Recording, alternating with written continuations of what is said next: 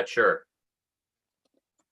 I'll think about that. But I watched the weather reports, and there doesn't seem to be a close correlation between, what the weather is actually doing. It's a general correlation, but not enough to really get those beautiful, colorful sunsets.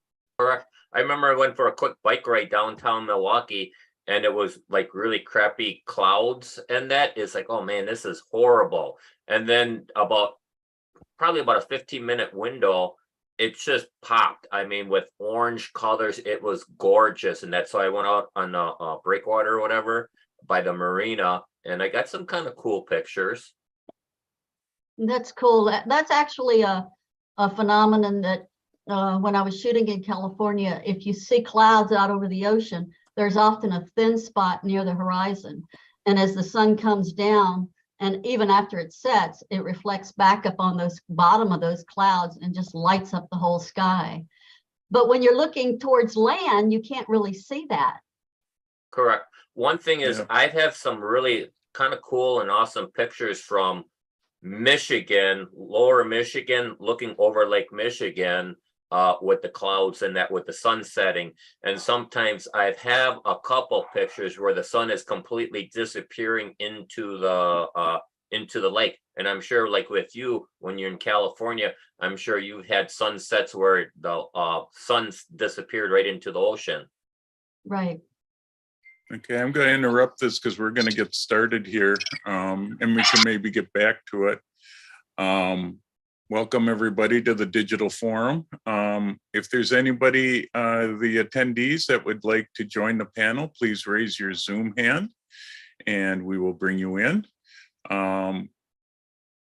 It's good to see everybody here. I wasn't sure how many we'd see with the photo festival going on over in Colorado Springs, I believe, right now. So that's correct. Yeah. So welcome to everybody that's here. Our second hour is going to be a little different. I was having a hard time coming up with something, and then Jim Karofsky's got me started in an area, and then I got into looking back at a lot of old stuff, and I'll get into why, but we'll talk sort of the past and future of photography, and I'll give a little history of where I'm going to come from with it at the second hour start. So I know before we got started here, Drema and Clint and us, we're talking about sunrises and trying to figure out how to get them.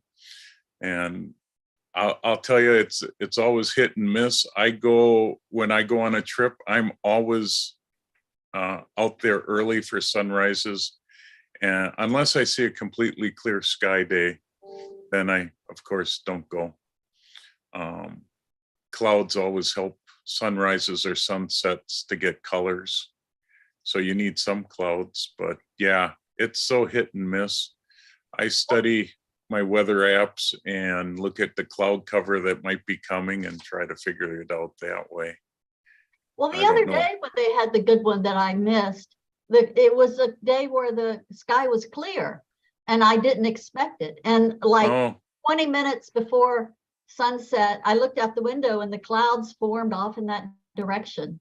And I missed it. You have to be out there already. A lot of the weather apps that I use shows the cloud cover and where it might be coming, and sometimes the fronts coming through.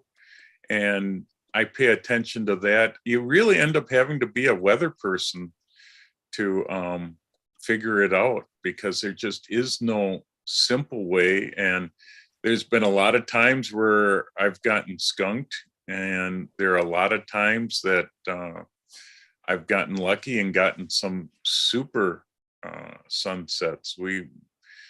We've had a number of them when we go down to Tennessee in the Smoky Mountains, because there's a lot more clouds, it seems, and we've gotten some spectacular ones, and yet we've done some sunrises, which are the worst ones to try to catch. And you get up so early in the morning and nothing happens, and other days you get lucky. So it's sort of like getting an aurora, but you get better chances of catching good sunrises and sunsets Well, than you do an aurora. is there a website where you can actually check the types of clouds? I mean, I check the radar on like AccuWeather, and it'll tell you whether there's storm clouds, you know, it's going to rain or snow or whatever. But that doesn't necessarily, there can be a general assumption, like if it's a cumulus clouds moving in, they can rise and form a thunderstorm. But sometimes it helps to have like high level cirrus clouds and stuff. But that AccuWeather radar doesn't show you the types of clouds. Yeah. I don't know of a site for that. I just use I got like 3 different weather apps, and the maps, and some of the maps will show me where storm fronts are coming from, and also the cloud cover and where it's cloudy and not cloudy, and then I just watch that. I also have an app that's got wind direction to show me where clouds might come from. And so I use that app to watch the wind direction, and it also sort of shows you where the lows are. And that can help, you know, if you can see a front coming, you generally will know as sunset comes that clouds will pop up on that front.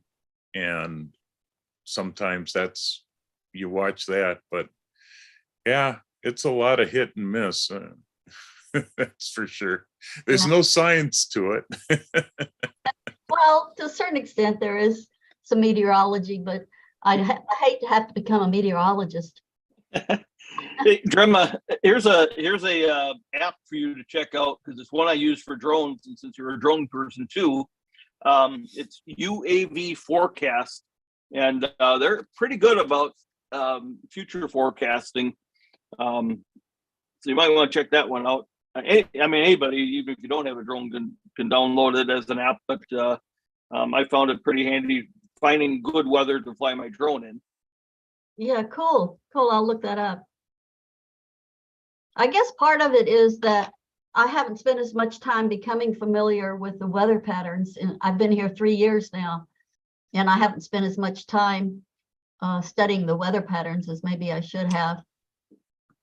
Yeah, most of it comes from the west, which is fortunate, but yeah, notice that much. Yeah, and we're getting a lot of clouds from out west, or we were for a while there with all the wildfires. We were getting a lot of haze, which always helps to get you something better for a sunset. Yeah, if there's smoke in the air, it can certainly cause good sunsets.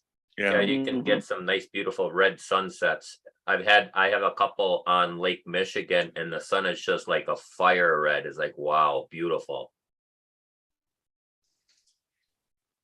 So all right, attendees or anybody else, if you have questions, please put them into either into the Q&A would be the best spot for us. But we need stuff to talk about here for this first hour, so come on. I know there's 27 of us here, actually 26. I'm here twice, so but there must be things that you have questions on or want to talk about.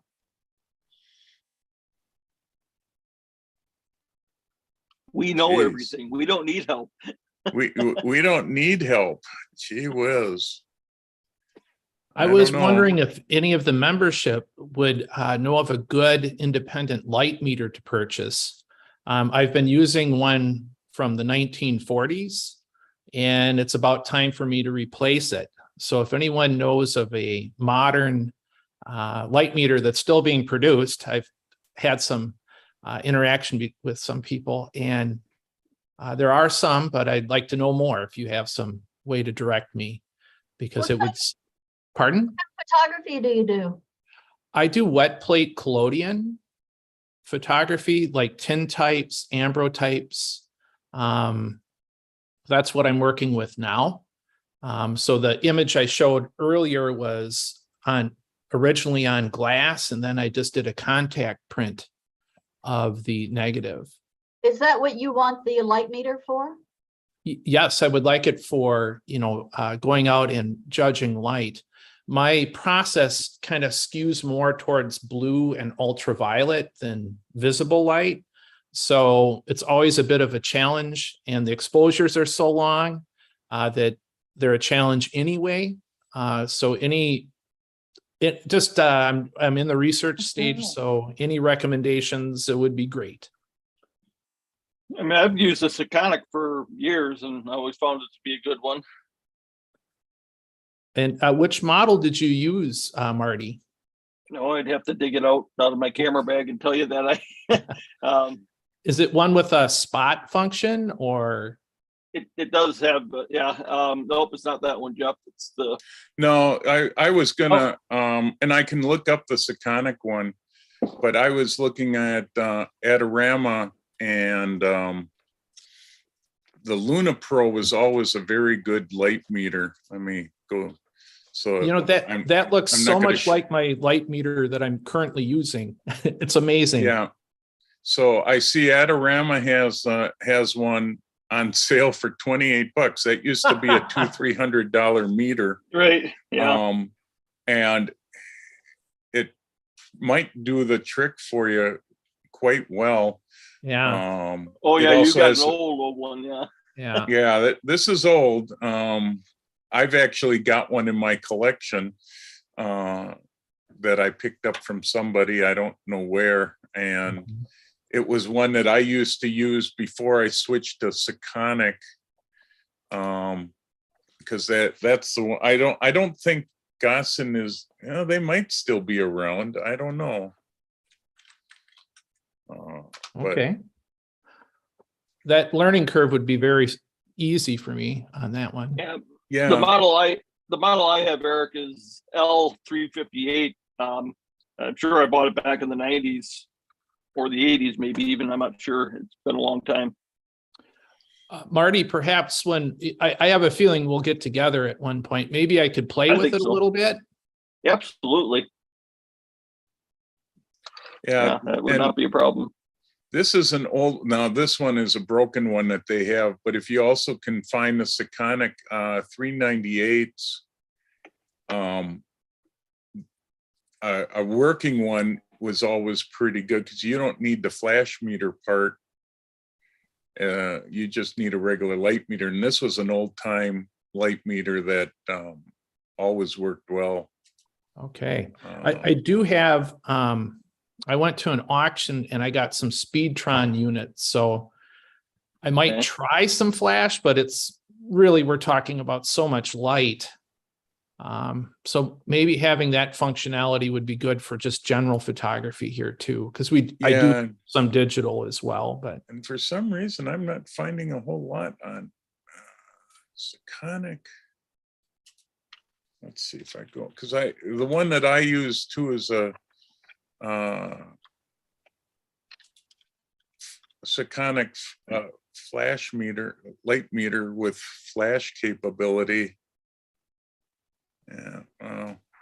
B&H has got quite a few of them on here, but mostly they are gearing towards, studio light and metering, but they do have a couple of just basic light meters too. But yeah, Sekonic makes a lot of good ones. I've right now I use an old Minolta one that's both flash, but you can find a wide range of pricing on them. Gossen was a standard in the older days. I have no idea if they're still around or not. I don't think they are, because there just isn't that much need for light meters as much anymore. Studio light meters, yeah, but for regular use, the built-in camera meters on most cameras works pretty well. So, well, thanks for the input, guys, and I'll do a little more research and report back to you at the next meeting, hopefully. Yeah, sure. And between then we can get together and I'll get to this one so you can use it for a little bit. Sounds great. Okay. We got a question from Rich Hawthorne. He's having a hard time seeing live view on his D750 at night for shooting stars. Yeah, his lens is a 24-120 f4. Would placing the mirror in the up position increase light for the monitor? Currently have my monitor set to the highest level. My ISO is at 800 and using shutter speed between 10 and 15 seconds. Any suggestions?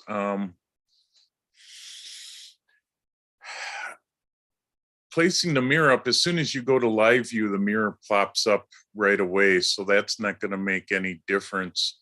The simplest thing that I found on the DSLR cameras shooting star photography was cranking my ISO up to about 10,000, which will bring in the stars a little brighter into that viewfinder.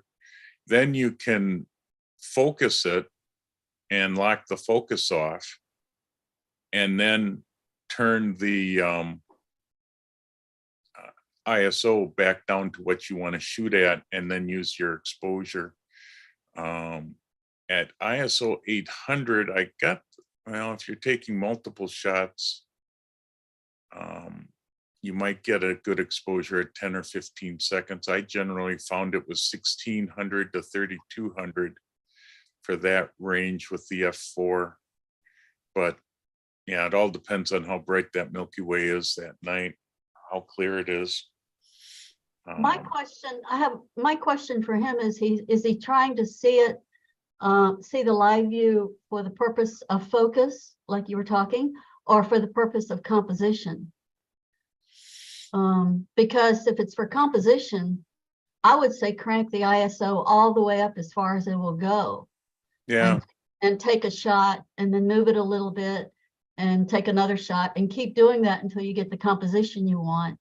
And then turn the ISO down to the proper amount.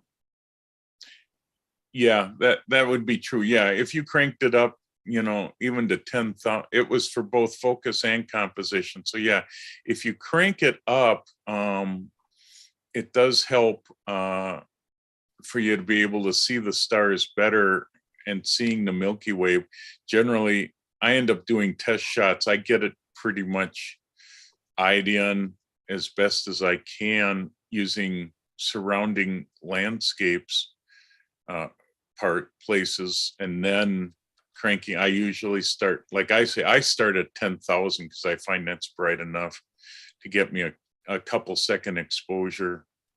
But yeah, you could crank it up quite a ways, and then you could see where it is, and hopefully focusing it, that's always the toughest problem. Well, I have a couple suggestions for that. I shoot on a Canon, and the Canon on the, it has a little mark on the lens when you, on the focus ring, and you can look, on the Canon, it's almost a little L. And I look to see when I'm focusing before it gets dark or whatever, exactly where that point is. I'll focus on something at infinity or very far away and look to see, on my case, where it is on that L. And remember that on each of my lenses. I usually use the wide angle for night photography. And then I also have one of those little rubber rings. You can buy them, I think, at B&H, but you see them, they come for wearing on the wrist for charities and that sort of thing. And I've actually gotten one of those, and I put it on my lens. And then when I focus to the correct focus for infinity or for very, very far distance, I move that rubber ring down to lock the focus in. And so when it gets dark, it's set and it's not likely to move. And that's been pretty successful. Yeah, I sort of do the same thing. Sometimes I use gaffer tape to hold it in place. Some of my lenses I can't do that with, but I tend to focus before it gets dark and hope I have it right. And I've been very frustrated after a night of photography to find out that, oh, I wasn't focused at infinity and my stars aren't sharp. Yeah. or I bump it while I'm out shooting, and then I have to spend 5 minutes trying to get the focus back into place. Sometimes it's nice if the moon is out, I can point the camera at the moon and get it sharp that way. But yeah, focus is always toughest part. Yeah, I look around for if I really do have to do it when it's dark, I look around for the brightest star in the sky. And then I try to, it's hard to get it when you're zoomed in, you know, as far as really far on when I push the button to show the focus, and then I can zoom in electronically.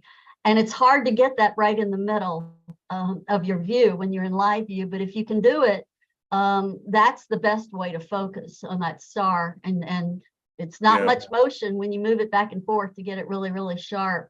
And you're right, it takes five minutes or so. So it's good that once you get that focus, if you can lock it down for the night. Yeah, I like the rubber ring idea.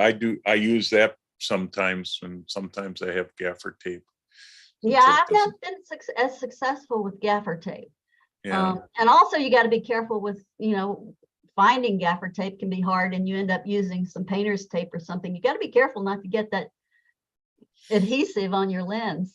Yeah, that's why I use gaffer tape, because it doesn't get you, that adhesive doesn't stick to much. So, but yeah, yeah, you do have to be careful with it.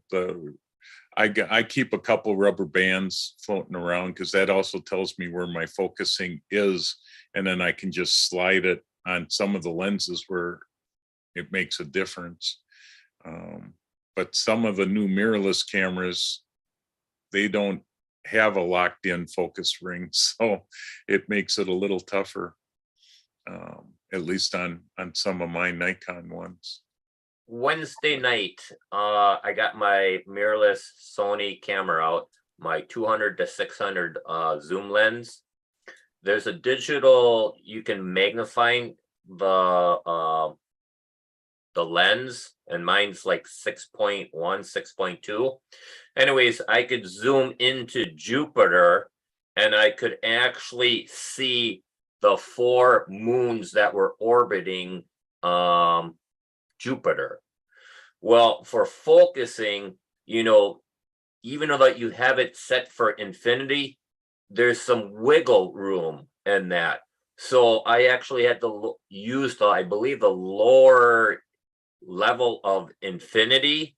So what I usually do, and what they recommend, is instead of, when you take a picture of a white star or whatever, you want to try to make sure that that's not a big glob. You want it as small as possible. That seems to be the most sharpest when it's the most smallest one, that it's not as big, blown out and blurry. Yeah, that can be a big problem with focusing.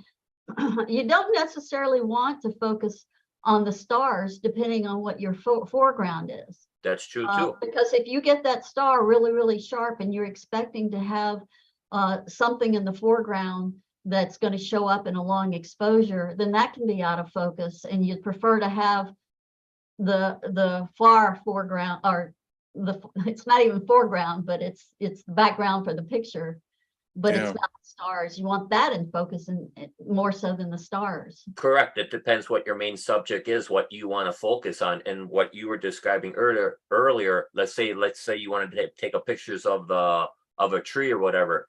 You know, you'd want to set up before, focus on that tree, and then wait towards evening. And I've done it a few times too. Yeah. Yeah. Sometimes I've done 2 exposures where one is for the foreground and one is for the stars, so that I get the foreground sharp and then I can shoot for the stars. And Clint's idea of you can zoom in on that D750, you can zoom in on live view, so you could enlarge the size of the star so you can see it better. That sometimes helps too. I've done that as well. Because then you can see how it's never super sharp in that live view, but it should be enough that you can see where the sharpest point is, because most lenses have some sort of defect that will give you a little bit of a halo on some of it. So yeah, it gets to be tricky. Everybody thinks sometimes night photography is simple, and it's actually very confusing. So, and frustrating, especially you spend 2-3 hours at night and look at them when you get back and you go, oh, they're all not sharp. And you just throw them all away. I've had 1 or 2 nights of that. So I've had a few times like that where it's like, oh my God, nothing was in focus. Yeah. Yeah. The last time I went up, the first night we shot, I just completely screwed it all up. And it's I like got you lucky. almost, Next night worked. So it's like you almost need to tether a laptop to your camera and take a picture and see if it's clear and then adjust it. yep. But Yeah. I'm pretty sure most people don't want to carry a laptop out back, backpacking, to the middle of nowhere, and set up a table. Yeah. One Yeah. trick for night photography that's really important to help get things right is that you have to know every button in your camera. Go out practicing with your eyes closed or use a blindfold or something and see if you can take good pictures with knowing where every button is, because when you're out there in the dark, you have to be at feel for, know where those buttons are and everything on your camera. I bring my flashlight. Huh? I bring my flashlight in that, Well, that when you're with other people, you can't really do that. If you're out alone, that's okay. But if you're with other people, you gotta try to keep that light down because they might be taking pictures. True. But I've shot night skies all over the world.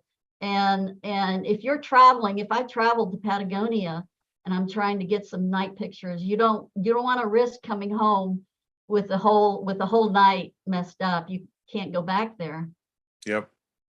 No, it's good to know. You need to know where all your buttons are. I use a red flashlight so it doesn't screw up my night vision, and that helps a lot. And then if you keep a small red flashlight so it doesn't shine, because nothing's more frustrating as you're getting ready to shoot a picture and somebody down near you all of a sudden turns on a bright white light with their headlamp, and all of a sudden messes up everybody's shots that are there. And I've had that happen so often. Well, you have to be careful with the red lights too, because I've had some pictures where there's a group of people with red lights and you can see you have red light lighting up some of your foreground or something. Yeah. I try to watch, and mine is a really small little pen light, so it doesn't create a lot of light. So that helps. But it is frustrating. We ran into it the last time we shot. Somebody walking in with their headlight on white, walking in to get set up. Well, all of us had been set up for half an hour already, and we're shooting, and they come walking in, and then they're looking around, and lights all over the place. But all the challenges of shooting. Yeah, I was in a situation one time with a girl. There was a whole line of us, but the girl next to me was getting some of her pictures at night were getting some weird colors, and she couldn't figure it out. And some of them were okay, and some of them had some weird color on one side. And we figured out that the girl next to her had a live view. And so when she took her picture, it showed on the screen, and it lit it up enough to affect the picture of the girl next to her. Wow. That's why I always try to get in front of everybody else. And that's why I always get there so early. It drives Ken and Brian nuts sometimes, because I like to get there early to get my spot picked out ahead of time. And sometimes if we're close, we can just leave the tripods out. But I like to get ahead of everybody, because whenever I get behind, then you get all that kind of problem too. I still even use my lens shade too, even at night, because I had a few times where traffic came by and headlights, like, oh, darn headlights, screwed up my pictures. Yeah. We got a couple spots where we shoot near cabins, and it's just if somebody turns on the cabin light inside cabin lights, all of a sudden it lights up it's amazing how that little bit of light can light up a big area. Sometimes So, I can add to your picture though. yeah. And then I like to light paint sometimes, so that drives everybody nuts when I start doing that. Yeah, I like that light painting. Light painting is pretty cool. I enjoy doing that. It's fun. Yeah, it sort of helps the foreground when it's so dark and there's no other light there. It's sort of nice to take a small pen light and just lighten up spots so you can see it a little better. But yeah, you got to get permission from everybody that's there before you can start doing, or at least let them know that you're going to do it. But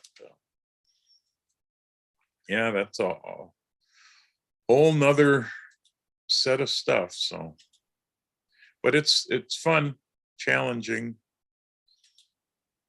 So, okay. So hopefully, Rich, we answered all your questions on that. Anybody else have something? A couple of questions about printing paper. Eric, is that what you were asking about? Yes, I'm interested in contact printing. So I'm interested in using azo type papers. Azo is no longer produced. It's a silver chloride paper, or albumin papers, if anyone's familiar with that.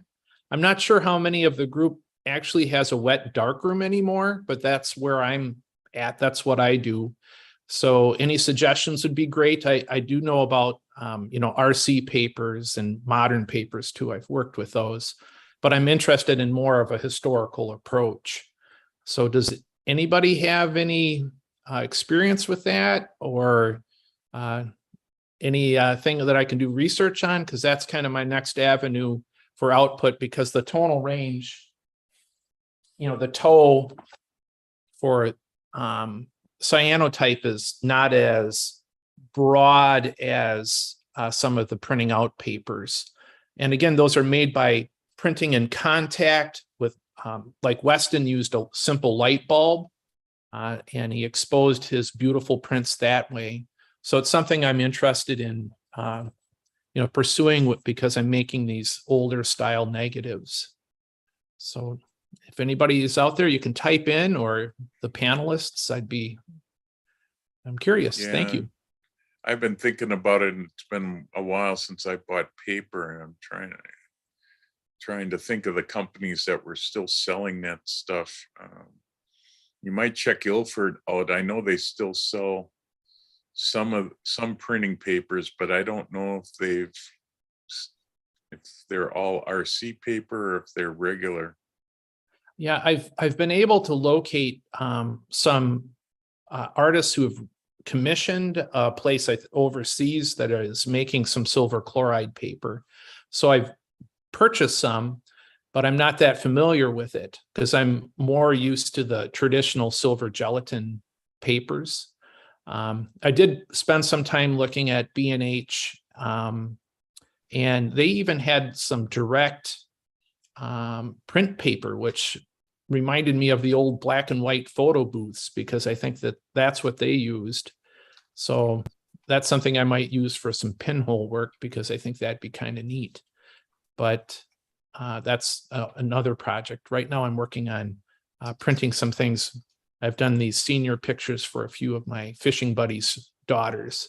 So I'd like to get something more traditional for them. Yeah, I'll have to see if I can find. There were a couple companies in Chicago that had darkroom supplies and that, but I can't think of the name of the company. Well, Calumet was one of them, but they're pretty much gone, if I'm not mistaken. Yeah, this was like international something, and it's not popping up on my. Chicago, isn't it, Marty? What was that? I think Calumet was headquarters was in Chicago. I think they still have a store there. Oh, Yeah, they may. I don't know. I kind of thought somewhere along the line that they ended up shutting down, but it's possible they still do. mhm. And Freestyle Photo Biz out in California. I purchased things from them in the past, like orthochromatic film, and they're very knowledgeable. I've put feelers out to them, but they're very busy, or how it is to find people to show up for work. It's sometimes difficult now. So Yeah. I would check Ilford's website. okay. Because they're still making photo paper. But I'm not seeing the company that I was thinking of. There was Chicago Albumin Works, but now they do like high-end restoration, preserving film emulsions from nitrate film bases. They've come up with a way to lift the emulsion off and put it on Estar base, but they no longer produce these papers. Yeah, the stuff's slowly going away. Have you tried Freestyle Photo? Yep. Yep. I've that was put one of them communication out to them. Yeah. Yeah. Yeah, I'm not seeing the company that I'm thinking of, so they may be gone too. It's been a while since I've done any of that. Rich Hawthorne mentioned Red River Papers. They offer metallic paper. I don't know if they get into other older types of paper like that or not, but Red River's been around a long time for photo papers. Okay, that's a new one. Yeah. Looks like the company that I was thinking of in Chicago is probably gone too. I mean, yeah, you've picked an area, of course, that is just dying out so quickly. It's going to be to the point you're going to have to end up making your own papers, I guess. Yeah. I have some recipes, but it looks like an awful lot of work. Yeah. Cut your trees down and that. I have a neighbor that's a lumberjack that actually does that, but I don't want to get that into it, Clinton. That's yeah. It is interesting. I got to admit, I just got done cleaning out all my chemicals and such from my dark room, and well, Eric took most of my enlarging equipment and that. Thank you. And it's so nice to pass it on to somebody that can use it. But I got to admit, after playing with the chemicals that I have, which are all color chemistry, I am so glad that I'm not doing that anymore. I couldn't get the stink off my hands for a day or two, and I'm still trying to get the smell out of my dark room for selling that building. So I don't miss it one bit, but it's interesting that there's still people who like to play with that stuff and do that, and I think it's fascinating. And he sent me a lot of his work, and it's really quite interesting to see. So I guess some of those chemicals, they would think that would be hazardous too, so that's got to be a pain in the butt to try and get rid of or recycle. Most of them are, and some, especially for me when I was working with color chemistry, some of that stuff you really needed vented well. And I got a whiff of one of the chemicals, just emptying the bottle into a bucket so I could toss it, and just about knocked me over, the smell of it, because it was that strong of a chemical. Most of them are salt solutions, so it's not hazardous for dumping it outside, but I don't want it in my septic system, because then my septic tank guy gets mad at me because he can't use it, the septic waste for farm fields. So he's not happy. So I'm getting rid of it just into the ground in spots. But I wonder if just you can the stuff that isn't dangerous. I wonder if you can check local high school and middle schools that have, let's say, camera club. You might be able to talk to them too on that. Yeah, I'm taking most of these chemicals. Fortunately, Waste Management has a cleanup spot for taking all the chemicals too. It's just some of the ones that I can dump out, I'm dumping out, but most of them are getting recycled. Most of the schools are getting out of that only because of the hazardous nature of the chemicals. And they That's don't what want the liability with it Yeah. anymore. I was going to say that also, that they're moving away from that because they have to. And if you think your venting is strict, some of the schools would have to do that. So I've been finding that even schools don't want CD discs with artwork on them, you know, so it's like, that's just old technology, and it's not that old because I remember it vividly. Oh, yeah. Wait till we get to the second hour and you're going to see some old stuff. Not quite as old as what Eric has back there, but it'll be interesting to go through a little bit of history. I taught at the high school level in Marshfield, and we established a photography program after someone retired and then it fell to disuse. And so we managed to get into the room. And so, of course, it's mostly digital photography with Photoshop. So we had them also, though, do some contact printing with cyanotype chemistry, just so they would have some wet work. But we didn't have the capability for space to have enlargers or things like that, even though we had a dark room to cycle, 30 kids through. Even a wet room was kind of difficult.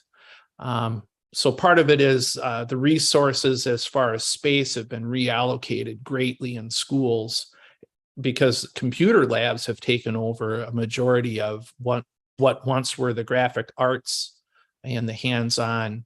And I'm old enough that I'm used to the hands-on as well as, I have digital skills, but I just prefer to make things with my hands. And it was always rewarding to have the students towards the end of the time to spend time outside making contact prints. So they would get out in the sun and also work with, the beginnings of photography were with, like Anna Atkins made the first published photographic book, and they were cyanotypes of the flora and fauna of England. So, we could talk about some of the historic reasons that, that type of photography was done after they had worked so contemporaneously.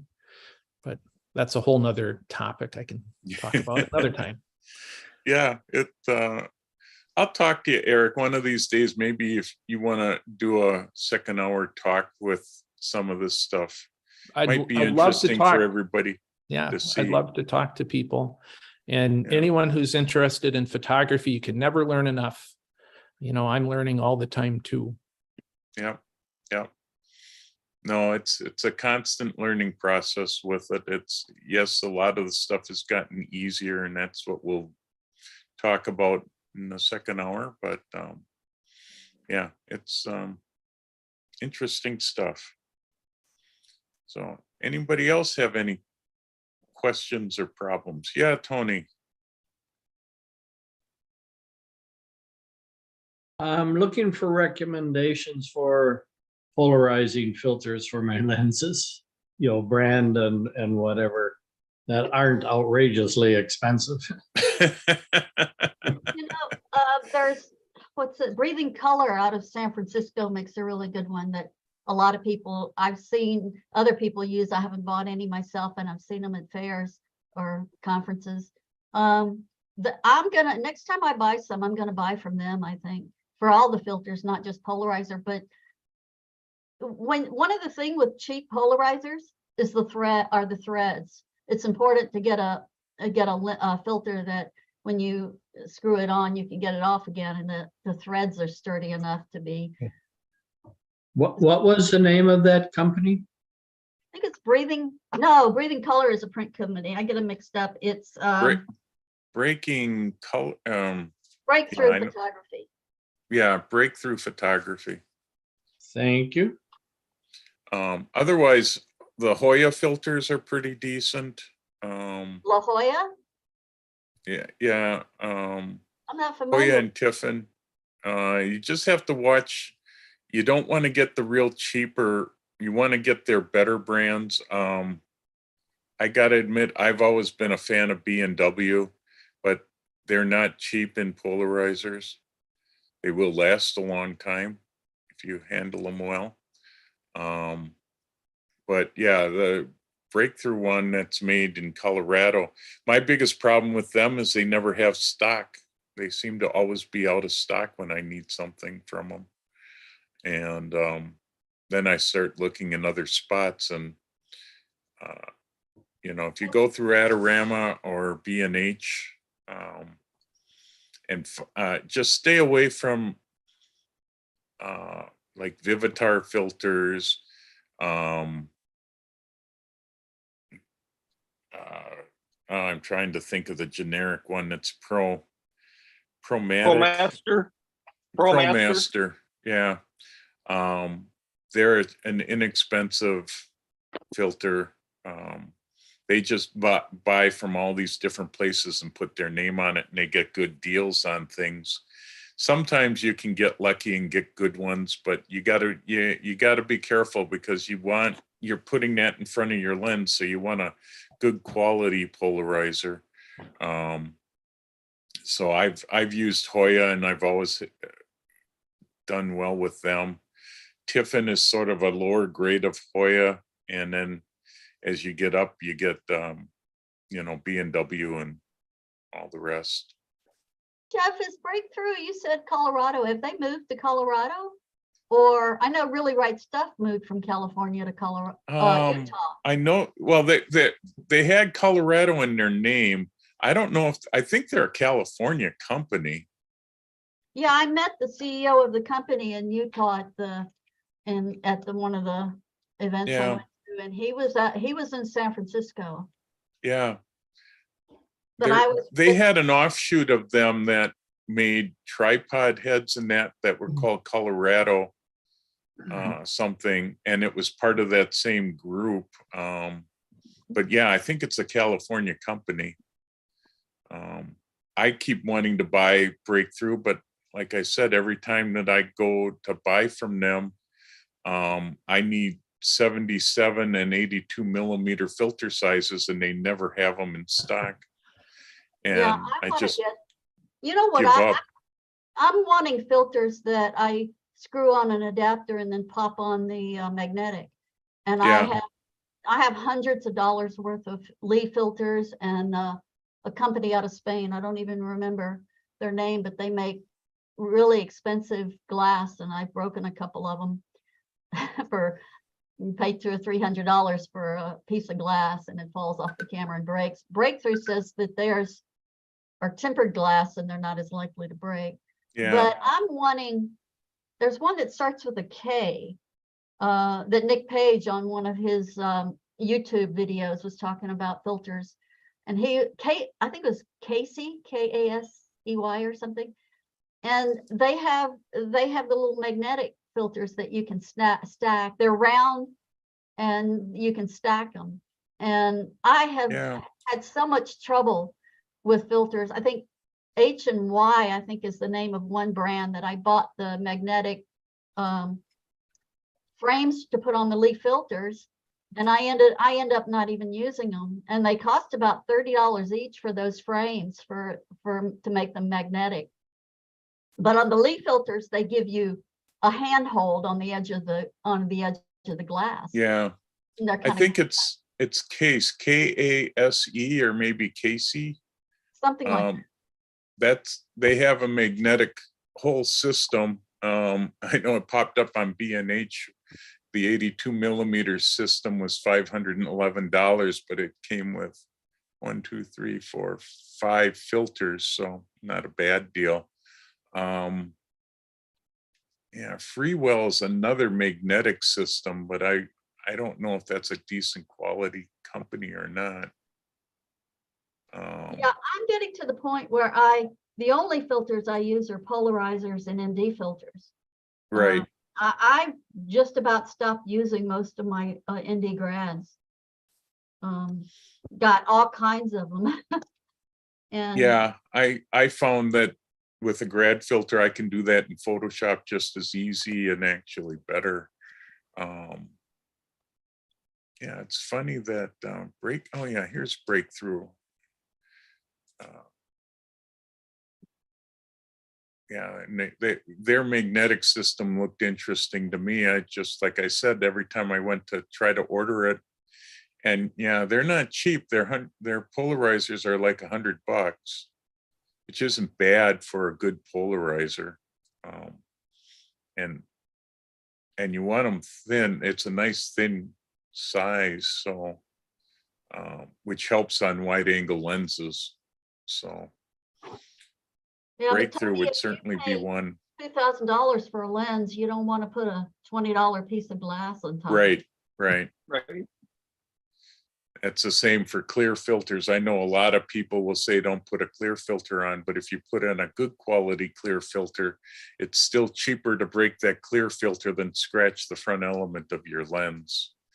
And I'm still a big believer in clear filters, except for shooting at night where it doesn't work too well.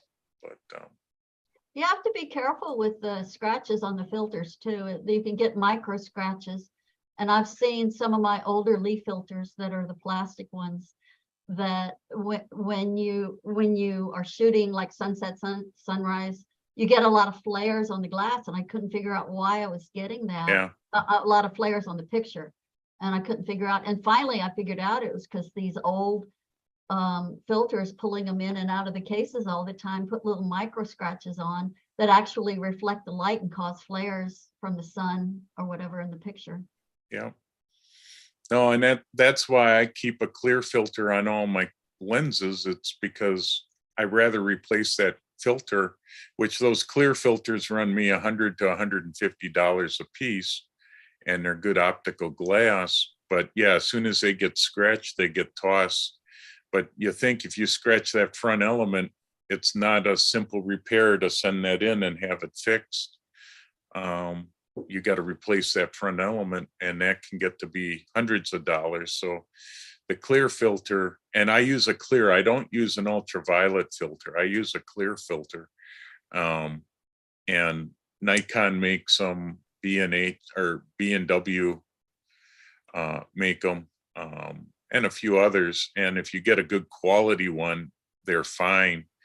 But yeah, as soon as they get scratched, you got to trash them.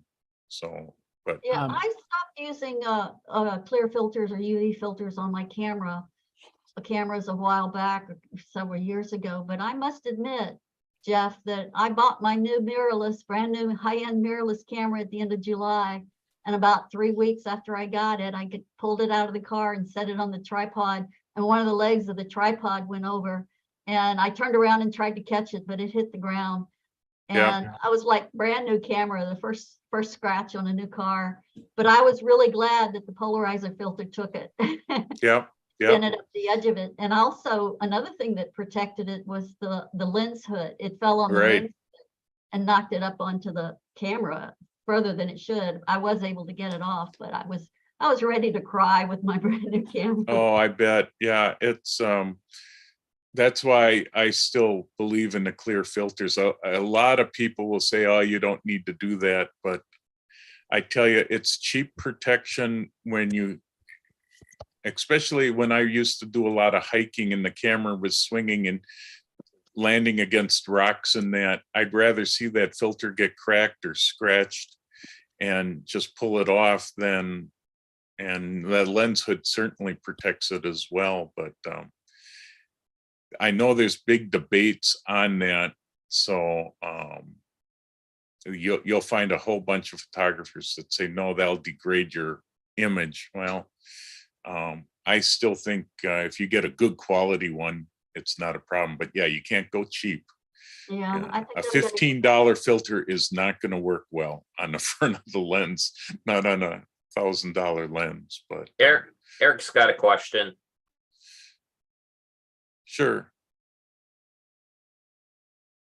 Oh, circular versus linear? Yeah, since Tom's starting out, he might run across some of the variety there. Yeah, you need to use on all the cameras, DSLRs and such, you need to use a circular polarizer. A linear polarizer will mess up the light meter system.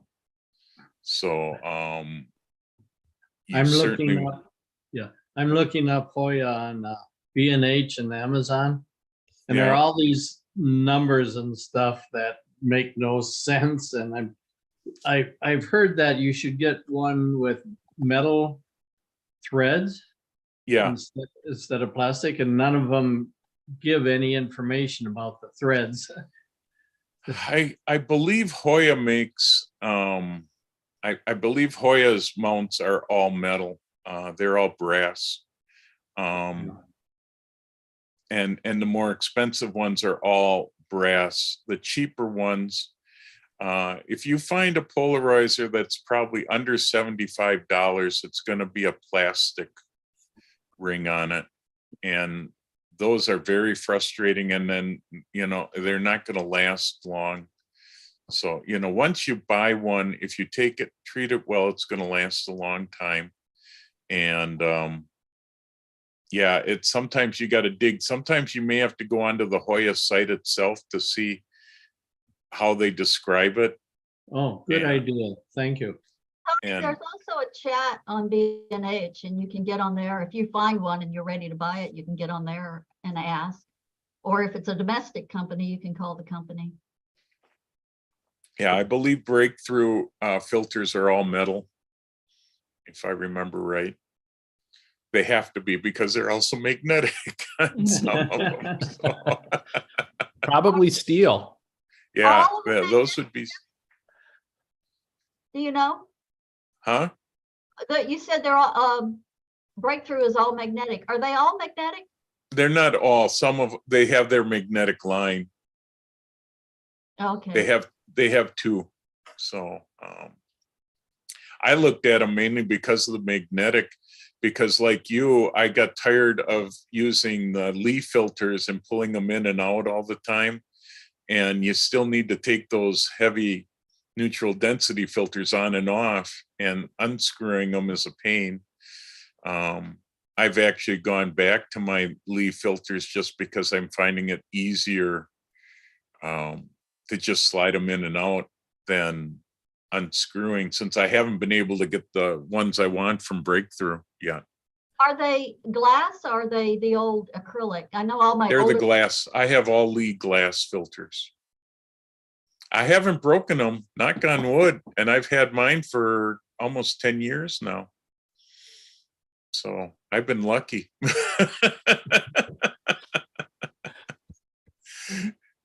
Really lucky. So hopefully, Tony, that gives you some extra research you can work on now. Artie, have you used any of the filters? They make Nisi filters for the drone. Have you? I bought a polarizer. Have you used any of those? I haven't. I've looked at getting some of those polarizers, but I have not done that. No. I used their square filters at one time. The company sent me a test kit, and they were the same as the Lee filters, and they seemed as good as Lee filters were. I didn't like their holder system on that, but that's as much as I know about the Nisi. Yeah, They the seem to Nisi be for the spreading drone. out quite a bit. The Nisi polarizer, the problem with filters on a drone is you have to fly and you can't change the filter while you're taking the picture. You have to bring it back and change it. And I've Right. kind of tested to see if it, you know, if it helps, but you don't really need to turn it because you're always in landscape orientation.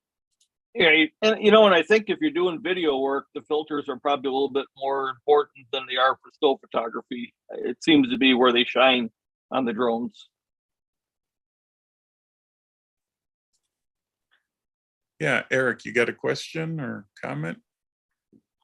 So Oh, you can put your hand down then. Yeah. Oh, you just had your hand up. That's okay. Well, it's 11 o'clock. We'll start the second hour. So I came up with this partially because Jim Karofsky sent me a video on AI art that is coming out. I should have probably grabbed it. Maybe before we're done today, I can grab the link and put it in the chat, because it was sort of interesting. It was a program that you would put in keywords into, and then it would actually create the artwork. And it did amazing stuff that looked so realistic. And he was mentioning, well, maybe something like that might be the future of photography and that. And then along with thinking about that, with me closing out and moving out of my old studio, I keep coming across all this old stuff that I have, and I've been scanning slides and doing a lot of stuff with that. So let me just cut over to that. So it made me start thinking also that I've been in photography, and this scared me, for over 50 years now. And yeah, I started when I was a kid. I went to camp, and I got to get this stuff set up right here. Okay, there we go. And at camp, it was a YMCA camp, and I wasn't a big outdoors person. I liked reading books and doing other things. Well, they had a thing where they let us take pictures, and then we processed the pictures right there in a dark room and made prints, and that got me hooked. And I think I was like 12 or 13 at the time, and I've been taking pictures ever since. So let me see if this is gonna work the way I think. So I threw this in because this is what I'm using to copy all my slides. I actually have something like 65 slide trays of slides going back actually way before me, but my parents shot a lot of stuff. So I'm copying all this stuff, and this was a quick way to go through all your slides. But I started out with one of these, and right after I got done with camp, I talked my parents into letting me set up a darkroom, a wet darkroom in the basement. I screwed up a lot. My first time I tried to do it, I put the fixer first, then I did developer, and found out that didn't work too well. But the memory cards that we had for these kind of cameras was one of these. They held anywhere between 12 to 20 pictures on a memory card. You had to send the memory card in to a drugstore, and a week later you would get your prints. I don't know how many people have actually got to play with film that much, but it's been a while now. So it's sort of interesting to see that this was really what you would consider the first memory card, and not actually 126. There were 120, 620 rolls, 116, all sorts of different size film, going back to 4x5, and even to what Eric is doing with even way before that with the wet plate stuff. So I got started with the 126 cameras, and that got me hooked, and I've been doing it ever since. As I got a little older, my dad gave me his camera that he had from Korea, an old Petrie 35 millimeter. And in middle school, that was my first camera, Jeff. Was it? That was actually my first 35 millimeter camera. Petrie. Yep. You bet. Yep. The old Petrie. I still have it. It still works. You had to use a light meter to be able to set the exposure, or you tried to, guess the exposure. But all through middle school, I shot with this camera, and I drove a lot of teachers nuts because I would be taking pictures of them. And I joined in middle school, they had a camera club where you could have use of a dark room, and they taught you how to do process film and make prints. So I shot a lot of black and white film and processed a lot of black and white prints, and we would hand out pictures of teachers to kids and do all sorts of screwy stuff as kids would do. Then my next camera as I moved up into high school was a Mamiya Secor. I used one of these cameras. I don't have my original because I burned the shutter out. Shooting so many pictures in high school, I must have taken a couple 100,000 pictures. And I worked on the school newspaper, yearbook, and all that. Plus, we had our own dark room, so I could do all the film processing and printing for both of those groups. And that's how I learned how to do a lot of this, how to get good exposure.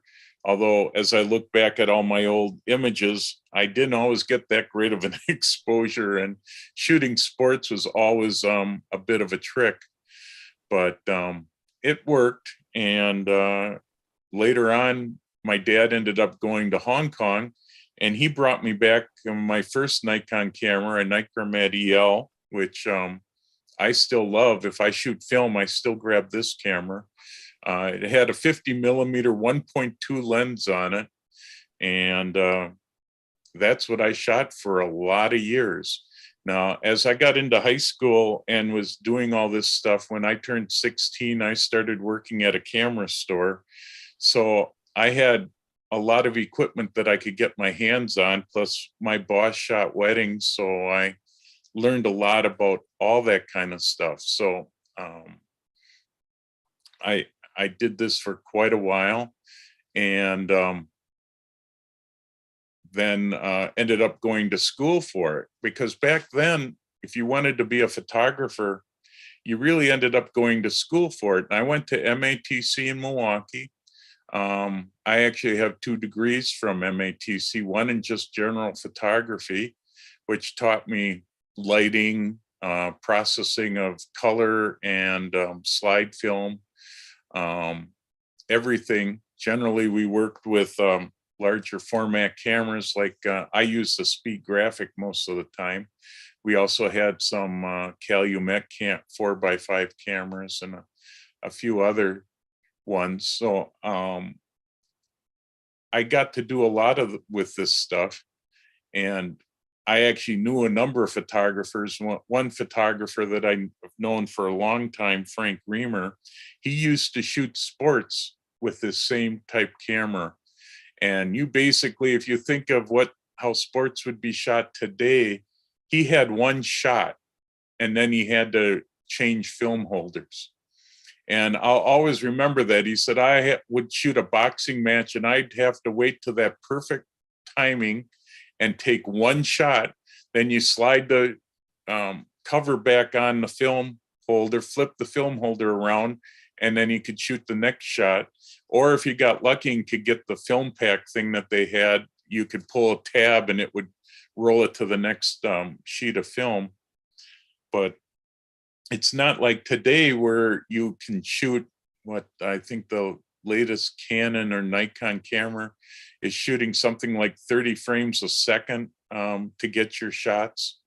That's not how we used to do it, and that's not how I used to do it shooting in the yearbook for sports, football, basketball, baseball. Everything was either a single shot, or as we progressed, my cameras ended up with motor drives. But heck, you only had 36 shots on a roll of film. So yeah, you could shoot a burst, but you couldn't shoot a big burst because you then had to rewind the film, load up another roll of film, and start shooting again. So you shot in small bursts, and you really picked your shots. So I've went to school, ended up for 5 years to get my 2 degrees because I like photo electronics. I was actually wanted to shoot at NASA, but unfortunately at the time that I graduated, everybody wasn't doing much in hiring photographers. So I ended up at a camera store for 10 years. And that helped my techaholic problem of liking new technology and buying all sorts of cameras. But we had film. Most film would be 24 or 36 exposures. Half these companies are gone. Fuji's still around. Ilford's still doing some film. Kodak pretty much is doing a little bit of film, but they've gone broke once already. So you can see how times have changed. And slowly but surely, we're starting to move up into the digital end. And actually, the first one, and I couldn't find this until this morning, but excuse me. I know this is hard to see because I've got the other slide up, but this is my first digital camera. It's a Nikon Coolpix 2500. I'll be the first one to admit, I never thought digital was going to catch on. It was trying to drag me in, and I just didn't believe in it. For the longest time, I said, film is going to stay. Yeah, we'll have scanners that we can scan film. And I did a lot of scanning of film using film scanners and flatbed scanners and doing that. And I thought, boy, film will always be here. Well, and that's what Kodak thought too. And look at them now. Yeah. And yet Kodak was the first one to come up with the sensor and digital camera. They were, but they never believed that digital would ever do what it did. That was their demise. Yep. And they just never, they hung on to film too long and didn't get into the digital end the way they should have. And they were the first ones with a digital camera. So I started with that Nikon, a little point and shoot, and that, I got to admit, that started to sell me because I could turn out great 8x10s. The only thing that held it back was that printing wasn't that great yet. You know, most of the printers were still office printers. They weren't designed for photos. So you had a ways to go on that end. And so I kept thinking, and heck, I ran my lab till 1993. And that was getting to the point where we started to see film processing dropping quite rapidly. And I think by then I had a Nikon D100, which was one of their first 3 megapixel, I think, cameras. And it worked pretty well. And then I started learning Adobe Photoshop and all that fun stuff. But it was still, when I sold my first business, the camera store and lab place, digital was just coming into play, and I had to make the decision: did I want to invest $1 million into a mini lab setup that could do digital, or get out of it? And I decided, first, I didn't think digital was going to do that well, and second, I didn't have $1 million to spend on a processing lab.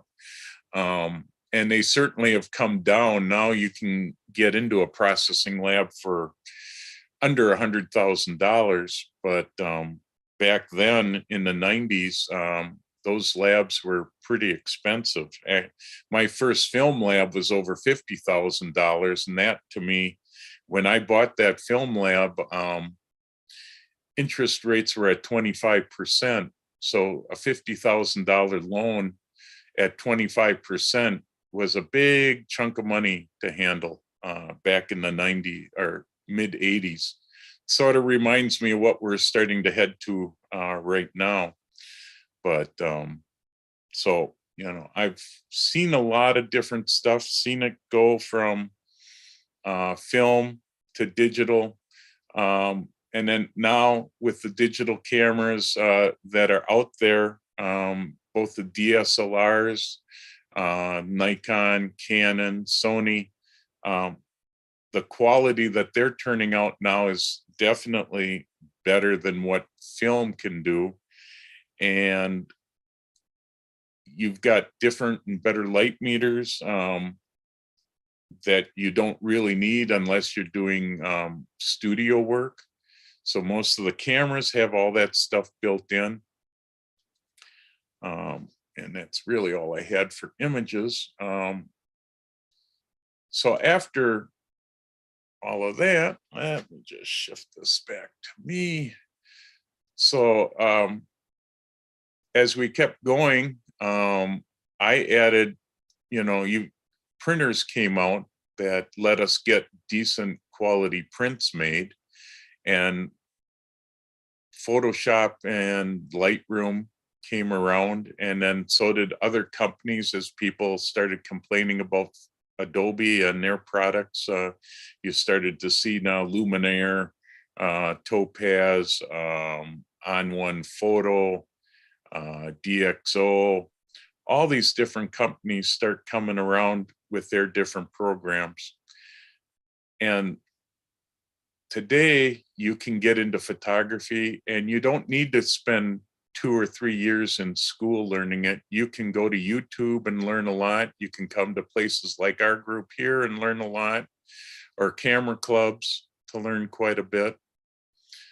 But I thought I needed to put some of this in perspective, since as I keep thinking about it, and that I'm getting older, and thought, boy, I've seen everything from film into digital, from simple color printing with an inkjet printer to what we can do today with our inkjet printers. And when the first inkjet printer came around, we had a heck of a time getting the color and everything to match whatever you saw on a screen.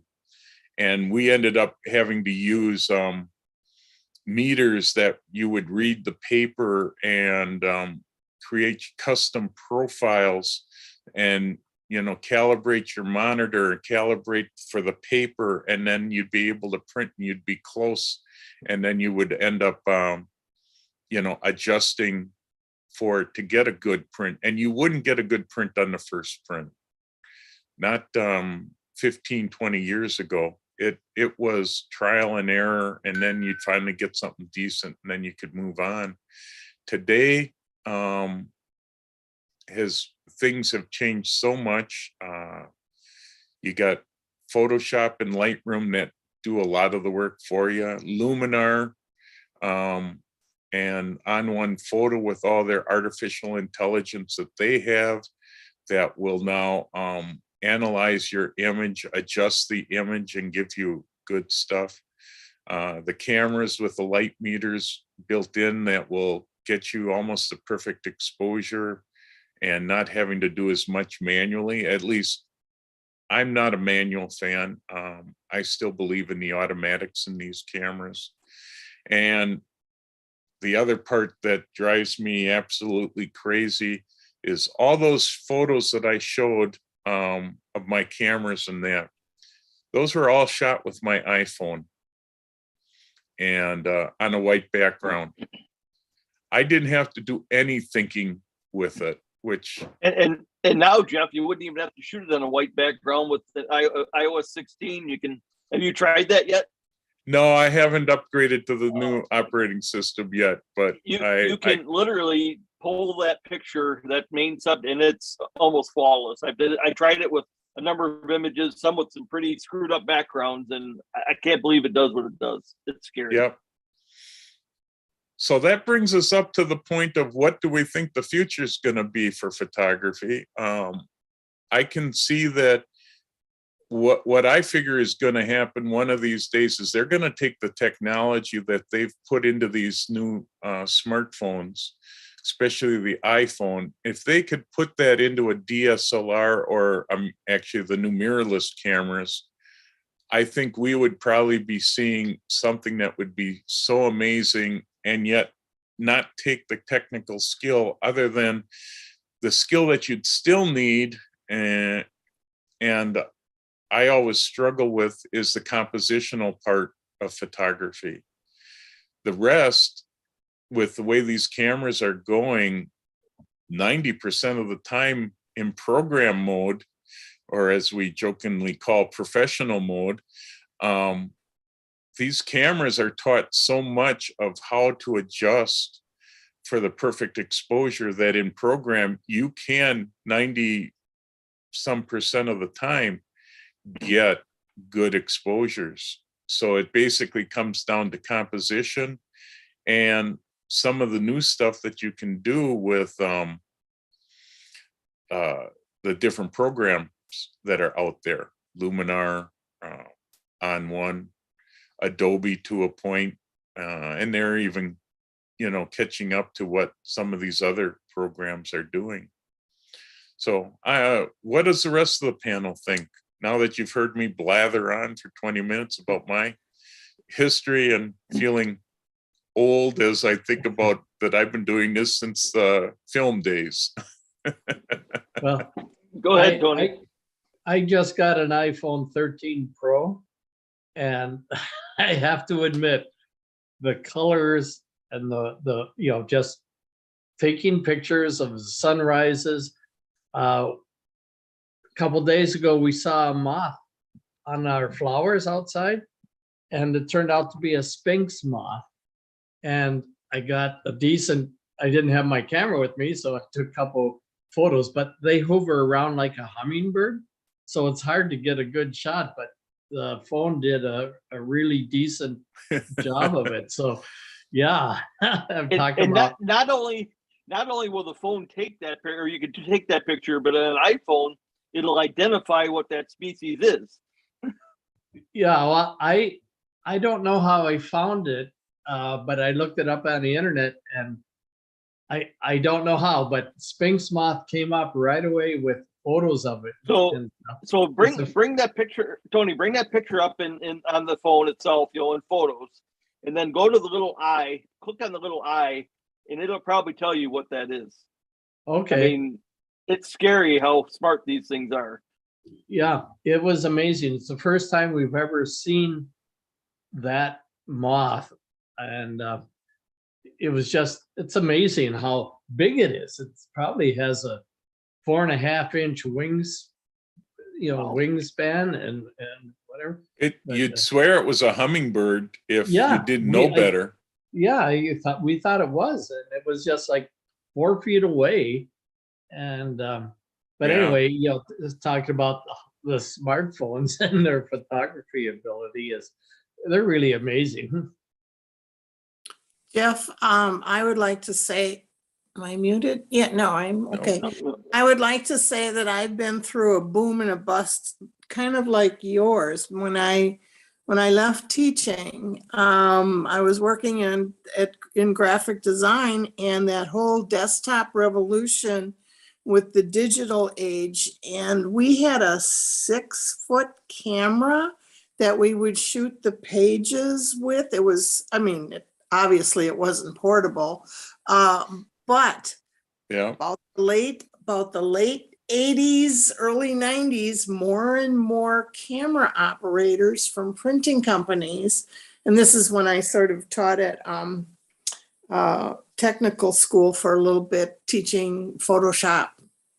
And what happened was they were seeing that more and more, the Photoshop came out in about 87, I think, sometime during the late 80s, but it became the program, and it just kept getting better and better. And there was no need for these huge camera departments anymore. So they could be done on the desktop, just like putting together all the pages could be put on the desktop. And that was great because I was there for the boom. And then all of a sudden it's like, now the phones are coming out. So the whole desktop bust I would call it, because nobody calls it, we do desktop publishing anymore. I mean, that's dated, but I remember it vividly because I was there for it. But the program started getting better. The type programs, setting documents became much clearer and better, and the photos became much more portable. And there were a lot of people who had to decide to switch their jobs or else learn. And my brother was one of those. I kept telling him, you gotta learn, because he operated the camera. It's like, no, you gotta learn Photoshop because it's coming. Winter is coming, that sort of thing. So you have to know. But it's amazing what is even happening now. And I've been to Hazel Meredith with all the apps that can render photos a little more, quote, artistic. And then I was also at a seminar or a program the other week where just mobile Lightroom can do so many different things with your photos that it's scary. It's scary. I mean, it's coming. And especially with the artificial intelligence. So it's been a challenge. So we'll see. Yep, I've reinvented myself so many times over my 50 years of doing this to keep up and to figure out how to do it, because I'm a good, what I consider a technical photographer. I know all the technical parts of it. My composition is sometimes hit and miss. And the best thing I'm good at is photojournalism. Almost went into being a newspaper photographer. I had done it for many years while I was in high school and college. I shot for newspapers, and I was good at that. I chased accident scenes all the time, and till I hit one bloody one that I just couldn't do it anymore. But yeah, it's these days, it doesn't take as much knowledge as it did back then. Even Photoshop has gotten so much easier to use over what it was back in 87, 88. When I first got it, I think I started on Photoshop 2 because I couldn't afford the first version of Photoshop, because I think the first version of Photoshop was a couple $1,000s to get into it. And as it was, I was in the Macintosh system, but my Mac SE couldn't do that much. Most of the stuff you could do were so pixelated, and that it's just amazing what the computers can do today. And yeah, typesetting. My first year of college, one semester was doing typesetting with lead machine, and now look at what we do. I put out multiple newsletters. If I had to do that with a lead typesetter, oh man. So things have certainly improved quite a bit, but and it's hard to know where we're going next. I think sooner or later our phones are going to take over a lot of it. I mean, the new iPhone 14 with 45 megapixel file size off of a small sensor. I haven't seen images yet, but I would imagine they look great and blow up. I sent the link in the chat. This YouTube guy, he created a fake girlfriend to show his parents. This stuff is getting pretty scary. It's like, instead of fake news, now it's going to be fake photography. It's like, I didn't take a picture with that woman and that.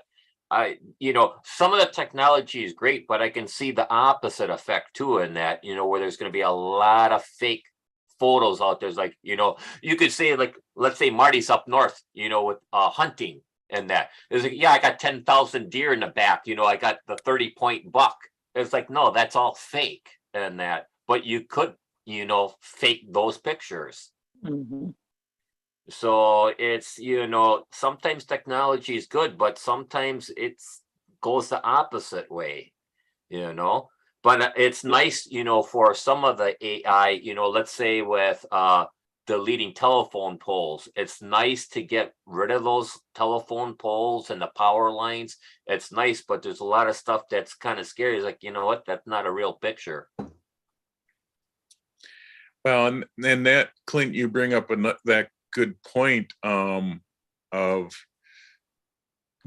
is it still a photograph when you delete or get rid of telephone poles or the telephone wires or signs that are in the middle of your photo?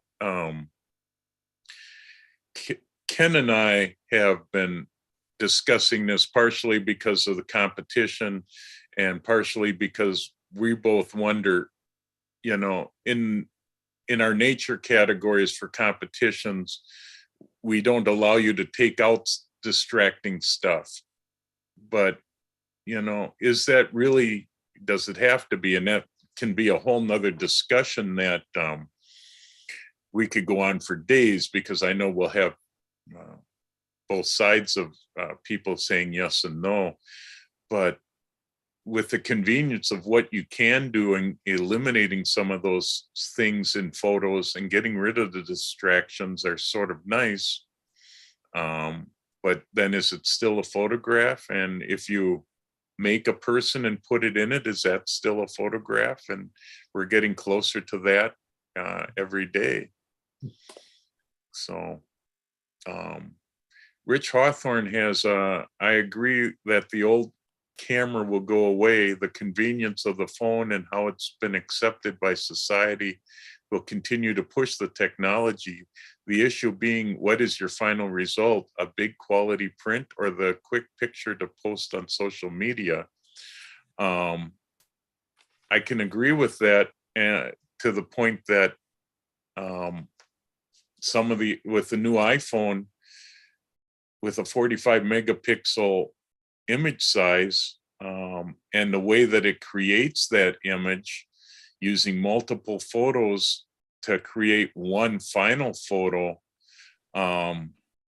you might start being able to, with some of the programs that enlarge photos, make as big of a photo as you want. I was just going to say that if you combine that with OM1's resize program, the Genuine Pixels is the new version of it, you know, the sky's the limit then. Yeah. Yeah. So I do admit, I actually use my smartphone to get a lot of pictures because it's easier and convenient, and I can get some pretty decent pictures. You know, I do see when you zoom in, it's definitely nowhere near as sharp, but you know, with technology, it's improving and the pictures are getting better. Yeah, I think a lot of places they work shooting, you know, fast moving sports. I'm not so sure, but you know, landscapes and, you know, close ups and things like that. Portraits. My God, what Apple could do with the portrait modes in their camera.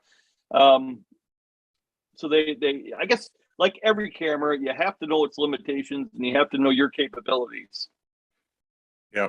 One thing I wish they would do with, or not do with smartphones, is do a lot of being able to turn off some of the processing. I saw a macro photographer that does some amazing insect pictures the other day post a picture of I think it was a flower or a bug on a flower on Facebook, and I looked at it real close and it looked like a cell phone shot. So I asked her if it was, and she said yes. And what made me realize that it was a cell phone shot is because it was overdone with the noise reduction. And I'll bet okay. that, and that gives it my phone does that, and it gives it a cell phone look. And I wish I could turn that off in the cell phones and just do my own noise reduction on the photos. But there's no way to. Yeah, you could use the different apps like the Lightroom mobile. camera app, that would disable a lot of that. There's a company called Filmic Pro, which basically turns your camera into either a video or still camera with all manual control of it as you wanted. Boy, and I just heard of another company that just came out with more control, although it was for video more than stills. But if you look at some of the camera apps that are out there on these for the iPhone or for the Android phone, there's some that will disable most of that stuff and just give you a raw file that you can do what you want with it. And I wouldn't be surprised if that's what we end up with. Yeah, Tony, what are you showing there? There. Yeah, I just took this with my, I just got the iPhone 13 Pro. yeah, And with all of the adjustments there are, you can't quite see it on the screen, but looking at my image on my phone and the image I see on the Zoom, they're almost identical after I did a little adjustment. yeah. Identical in color and contrast. Yeah, and Brian Latimus is saying, how about integrating the phone into the camera?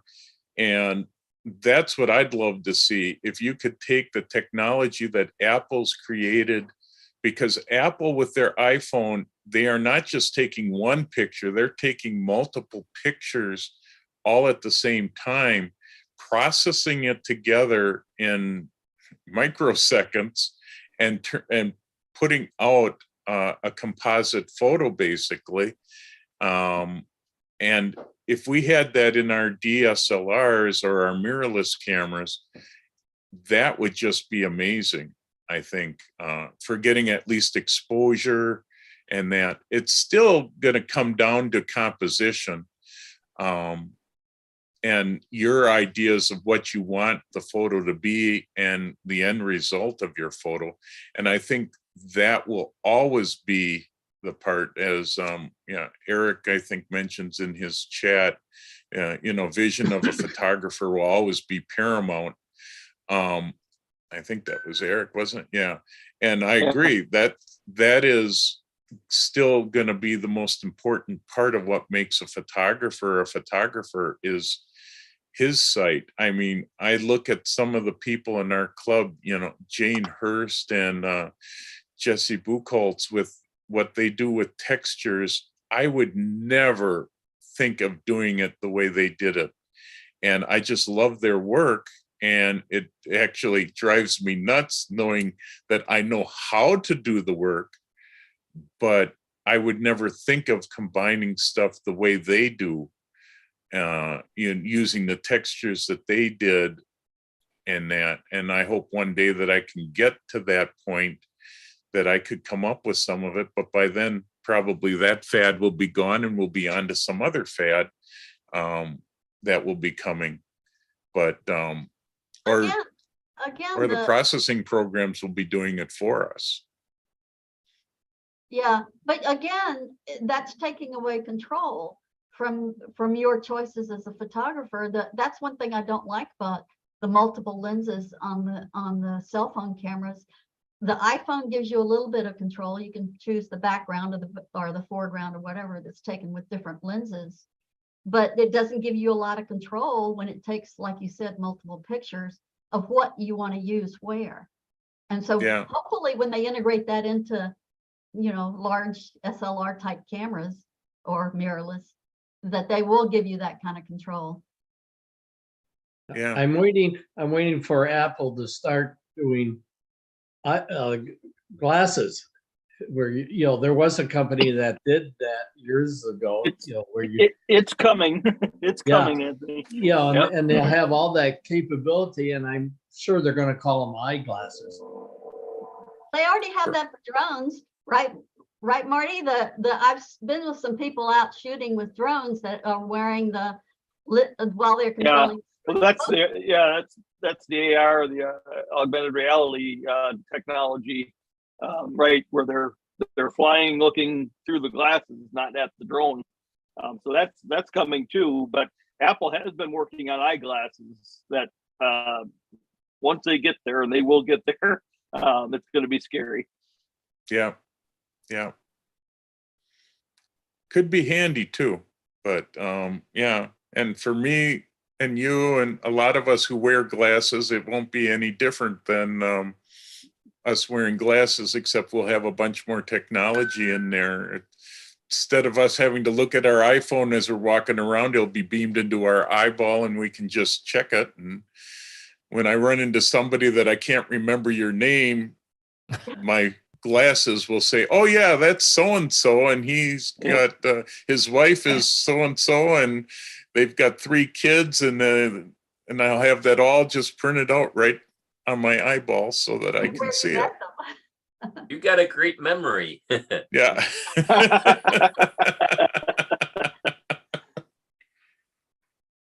Yeah. But Some of the stuff is, kind of cool, but it's also kind of scary too. How advanced it's coming. Yeah. I agree with that, Clint.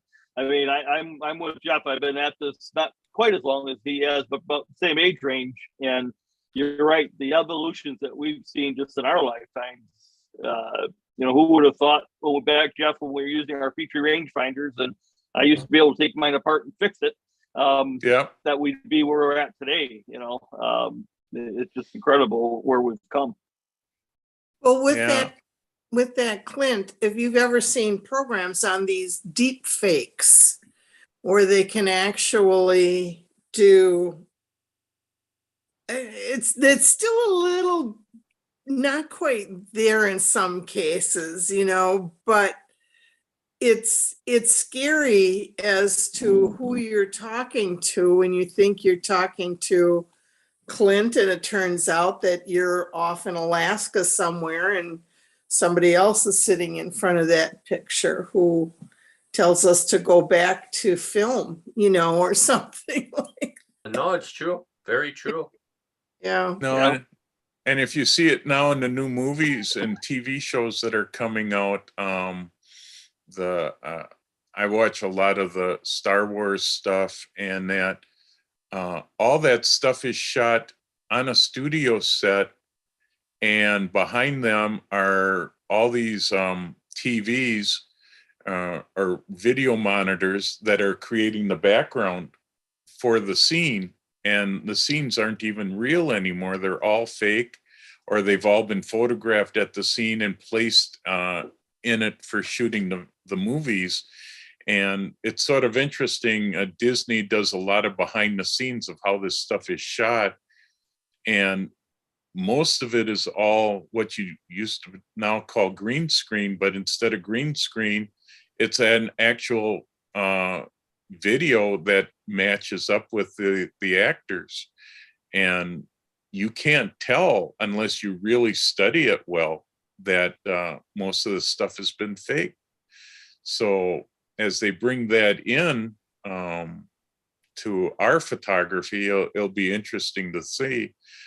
I still think photography, I get frustrated because it used to be that I was the only one that knew how to do Adobe Photoshop, or there was just a select few people. Now almost anybody can learn it in a relatively short amount of time, or using any of these programs, be able to manipulate the photo to get the results. I mean, we're up to replacing skies pretty easily and not noticeably. Soon we could replace people. I mean, Photoshop will let me select a person, pull them out, and put a different person in there, and relatively easily. When we did it 15 years ago, that was an all-day project to get the person cut out and moved into exactly. And the new masking technologies that are coming out the next time one are just fascinating. I just can't believe it could do what it could do. And that you're right, you would have spent hours doing some of the things that it'll be a click of a button to do now. Yeah. Photographers the photographers have always augmented reality just by selecting the tool and the lens that you are using, or your filtration, as we've talked about earlier today. And replacing skies has been done, from the era of wet plate, because it's so sensitive to blue that there was combination printing. Montages would happen. People are creative and smart. We'll figure out ways to get our personal vision across, no matter what tools or techniques that we have. They're just called different things now. But the thing that's really key is the humanity. It's what you select to show. That's where your personal vision reaches out to others. That's where we create the culture. And I have a feeling that everybody who's tuned in today, we're all into the positive aspects of culture, improving by creating beauty or producing thought that produces beauty. Like we heard from some of the other panelists today, there's a lot to be concerned about as our craft and technique becomes easier for others to use for other purposes. And that is something that is truly humbling and awesome that we're facing. That's where it's important for us to reach out to other people and make sure we help explain what they'll be seeing with all the different substitutions that are happening with that we've just talked about in the last small portion here. But I look forward to seeing pardon? Well said. Thank you. Oh, well, thank you. Who said that? I don't know everyone's name. Oh, it's Ellen Hanrahan. Well, pleased to meet you, Ellen Hanrahan. Yeah. Okay. And I think it's something I look forward to in the future is to learn more about your personal vision as I get a chance to see your images and the iconography that you're using in your selection. So, thanks for making me welcome here today. And I know there must be some way to help support you guys by joining. I don't know, because this is a tremendous thing. I feel very excited to be a part of this group. And I know there's a financial cost for producing this. So somebody reach out to me so I can help give a donation to make sure this continues, because it's that rewarding to me. So thank you. Thanks, Eric. That's really nice of you. This is put on Digital Forum as part of what we call Wisconsin Area Camera Club Organization, which is made up of 25 or so camera clubs in the state of Wisconsin. And it puts us on currently at no charge for anybody to come and watch and listen and join. The best way you can support is to join a Wacko Camera Club. And it sounds like you and Marty are close enough that you might be able to join his group and expand their knowledge, because what you do is very interesting and different. And I'm glad you could come today and join us too, because it's gives us a good perspective on, sometimes we all get hooked on, our specific areas, and we're all different and we all do different types of photography and are into the different techniques and I don't know, age related groups of working with modern cameras to old cameras. So far, as long as I can keep this going the way it is, I just want people to come and join and talk and ask questions. That's what this group is here for. And month in and month out, we've proven this is one hell of a brain trust. I mean, the knowledge that comes out of this group is just incredible. Yes, we're all donating and contributing.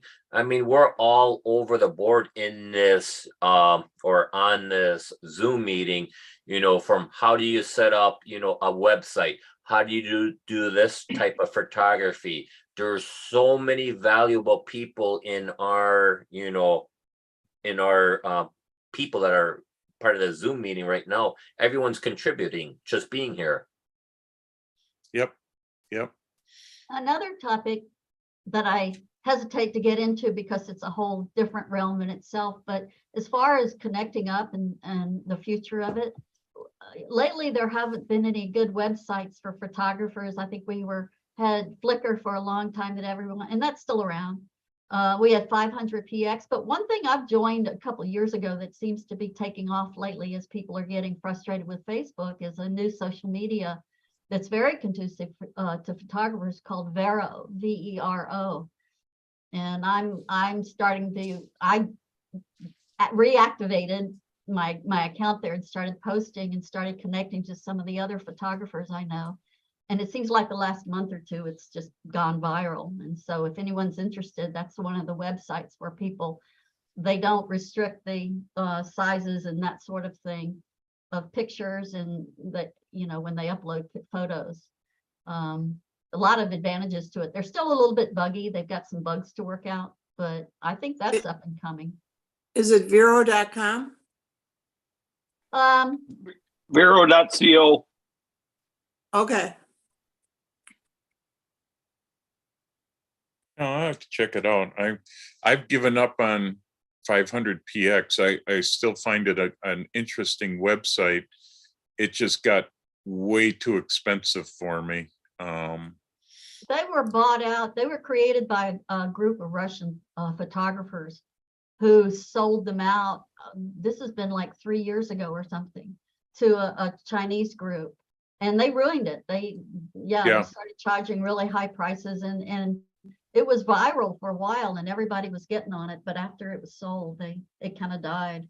Yeah, that's got to be when I got frustrated with it. I dropped down to the free version. And I'm going to delete my account when I get some time, because I just don't even use it anymore. I do a one website, and I can't think of the name, that where they have competitions all the time, and I put stuff there, and it's not real expensive. And ViewBug? Yeah. But yeah, that's I think it was ViewBug. I should go and delete my account on 500px, and also on that competition one. What was it, Marty? ViewBug. ViewBug. And I have old pictures there that I've forgotten about. Now, you're right. We should probably go and clean that up, delete the pictures, and close the account.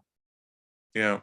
Yeah, especially if you don't want AI to learn from your photography, because they've sent out the bots and they look at all the posted photography, and you're training the machine, if that's a concern. Yeah, I've had Google swipe a lot of my photos already, and I find them in Europe, so through Google. So it's always interesting. But I've never worried about it quite so much. So, but yeah, it gets tricky to figure out. That's why I still like having my own website for showing off my work, and I can send people to it. And I know I got Flickr that I still use and pay for. I'm not sure why. Every year I get closer to canceling it, but it's and they were bought out, so they're part of SmugMug now. So, but all this stuff starts to add up when you start looking at your yearly costs, and you go, is it worth doing this? I mean, 500px I think was up to almost $100 a year, and I go, I don't need all this, and they just kept putting me in. I had to have a long argument with them to get out of it. Wow. And yeah, my SmugMug is about almost 100 per year now, and that's my main website, and I find it difficult to keep it all up. You know, if I just want to go post some pictures, I don't necessarily want to go in and add it to the galleries on my website. Yeah. No, it's and we could get into doing all that stuff, talk again, because we've talked about it a couple times, and there'll probably be another talk that we'll end up doing, is, you know, different places to post stuff. But yeah, I think even that technology is changing at a rapid pace, and what the best way to do that is, you know, what works today 3 or 4 years ago would have been a whole different story, I think. Yeah. Yeah, Well, as very they true. improving the websites and making them easier to do and more adjustable. One of these days we'll probably be getting into the Squarespace website again, because Marty and I are delving deep into some of the new engine that is running that system, and looking pretty promising for what you're going to be able to do with it. So and yeah, as with everything else, it's going up in price though too. And speaking of websites, so the Wacko website took second place in the PSA website contest, and the Wisconsin PSA chapter website took first place. So yeah, hey, you beat me, Congratulations. or you beat Phyllis and me, I should say. well, like I said in my email to you, Jeff, you had a lot to do with that too, because you had the groundwork for it. All I did was rearrange some things. So Yeah. yeah. No, it was a group effort, but so yeah,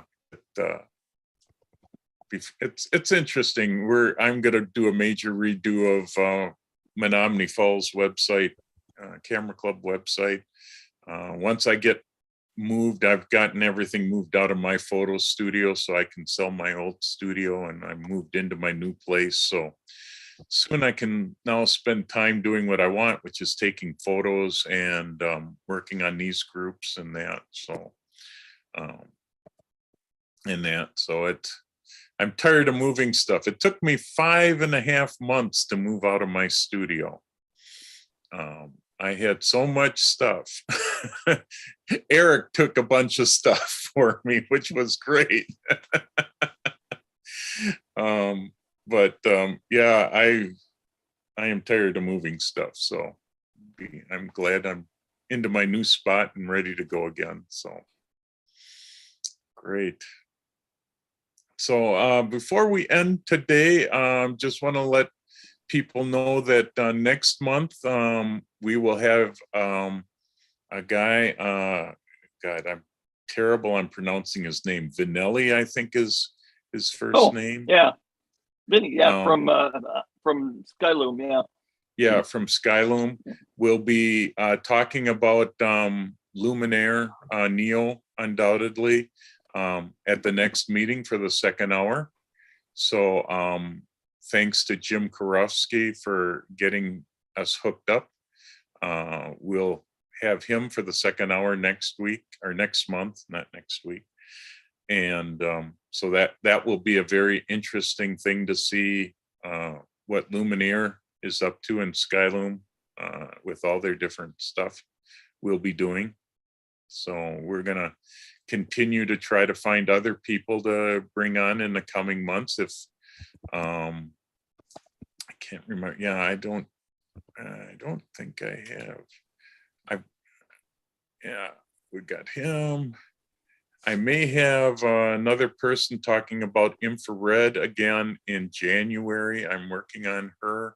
She has a little different take on infrared photography. It's a little more artsy look. So trying to get her locked in. And if people have ideas for other speakers, let me know. We will try to get them on here. We do have Tony, a limited budget. Yeah, Tony. Unmute yourself, muted. Tony. You're muted, Tony. If it were possible to have somebody from Affinity to talk about their program, which is you can use it on your phone, iPad, desktop, laptop, whatever, and store images on their site so they're available to you wherever you are with whatever device. And they're based out of Manchester, England. I will check into that, because I've been helping Kathy Brand with Affinity Publisher, because she's doing the PSA chapter newsletter, and it was a very inexpensive but good program. It's just a little tricky to learn. and we've been helping each other figure it all out, and maybe we can see if we can get some of them. I'm working on a couple people, and we are in a good time spot here for getting England people onto our show. So I do want to, I'm going to contact, there's a gal over in England that does a lot with Lightroom. She's called the Lightroom Queen, and I'd love to get her on because she has a lot of good stuff. Yeah, Rich, I'm looking on trying to find somebody for time-lapse photography, because that's some of the stuff that I'm having fun shooting for. I like to shoot clouds in time lapse, so I will continue to look for a speaker for that. I thought I had one, and some of the speakers are getting a little more expensive these days, and we sort of have a limit on our, Wacko is sort of limiting me on how much I can spend so far, but we'll. I think they realize they're a little more in demand than they used to be too. Yep. And yep. I send the thing on Affinity. I have the program and have probably for 9 months right now, but haven't used it other than to open Adobe InDesign, which does a pretty good job of opening InDesign, because I gotta tell you now, folks, I won't be able to do this forever because I'm getting older by the day. Well, and my Ellen, fingers seem to be fatter and thicker, and my vision seems to be getting, I can't wait for those Apple eyeglasses. Well, I tell you, Ellen, I'm looking at, I've looked at Affinity for a lot of the stuff, because Adobe at $58 a month now is starting to get a little hard when I don't have a steady income coming in anymore, because I'm semi-retired, and I could justify all these programs before. I can't justify them now, where Affinity programs do the same thing, and they're a one-time charge. So definitely, yeah, no, I something. get that, but I buy the full boat of Adobe, and I know Marty is going to tell me that I'm nuts, but I do get somewhat of a that's only $600, but I kind of around I weasel that around my husband by not telling him. That's how easy it is. Yeah. Nope, I'm the same way. I'm spending 60 some, I'm $720 a month because I do it monthly. But yeah, I use a lot of the programs, but I used to have better reasons for it, and I don't have as many reasons for doing it now. So I'm definitely considering changing. Yeah, so but the $600 that I pay per year buys me everything in the Adobe catalog. So yeah, and that's what it does for me as well. So yeah, and then because I was thinking, well, if I do this, but then I need this, and then I need at least 4 programs that I use consistently. And by that time, it's like, well, then just pay for the whole damn thing, So that was my motivating factor.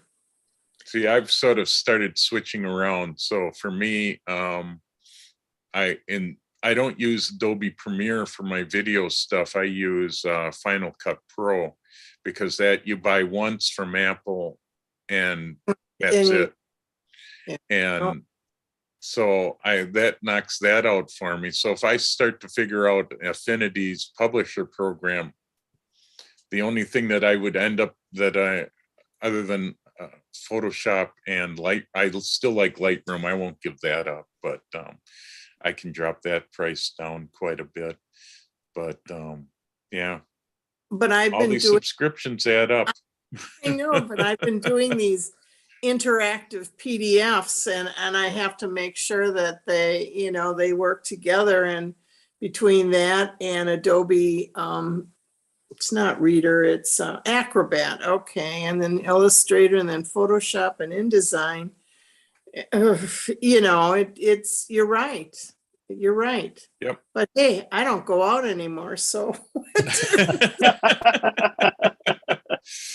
Well, So you're and saving the gas money yeah, and spending it somewhere else. Yeah. I buy a tank of gas a month now. I think that's about it. So, God. All right. Yep. No, the PDF stuff is the only main reason I keep Adobe going. Their Acrobat program for creating PDFs and downsizing them and creating the links and doing Yep. multiple things. I have yet to find one single program that will do that as well as Adobe does it. So that's what sort of messed me up so far, but I'm looking. One Oh. super quick question. Sure. Lightroom, or I should say Photoshop, do they still have elements that you can purchase separate, which is similar to Yeah. Photoshop? Yes, Yeah, they no. do. Yep. And Yep. it's not a license. You buy it and it's yours. Yeah. Because Yeah, I it's did generally, that I think recently. it's $100 for elements. I don't know what number they're up to anymore. But yeah, you can buy elements, and it's not as full versioned as Photoshop, but yeah. I bet you for the average Photoshop user, though, it probably does everything you need Yeah. to do. Right. Well, Jeffrey and Ellen, it's because of your work digitally I found this group. Particularly, I think it was Ellen's newsletters that first, grabbed my attention. So I really appreciate the effort and the tremendous cost you guys have labored under. And Thank you.